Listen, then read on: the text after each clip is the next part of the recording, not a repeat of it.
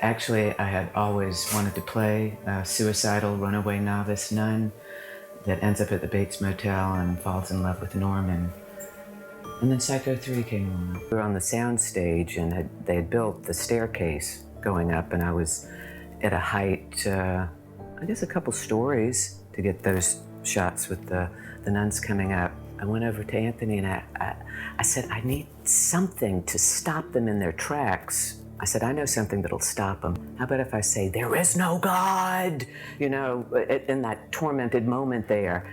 And he said, oh yeah, I love that. Yeah, that's good. And that would stop them there, freeze. A year later in Savannah, Georgia, we had a screening of the film, and we're sitting there waiting on the movie, and it's black screen, and you hear me screaming, there is no God. And I started shaking. I thought, oh my God. I mean, I didn't anticipate that was what was going to happen with that. I mean, it wasn't where it was originally placed and what it was for. But I said, oh, okay, that did it. And that just opened the whole thing up. I said, what a unique, creative thing to do. I mean, to talk about grabbing an audience. They needed a body double for me when he's looking through the peephole and he sees, you know, Maureen undressing, and you just see the back of her butt. And he told me one day, he said, Diana, he said, I had to see actresses for a body double for you. And I said, oh, and he said, yes. He said it was extremely bizarre and unusual to have these women come into my office and take their clothes off. And he said, and I had to think about, oh, Diana, and what might she look like? And he said it was very unusual.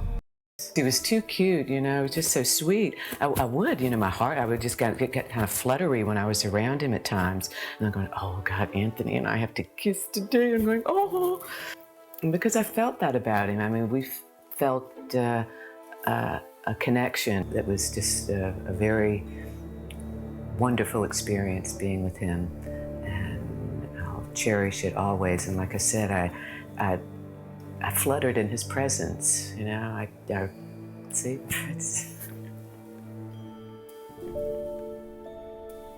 because he's no longer here.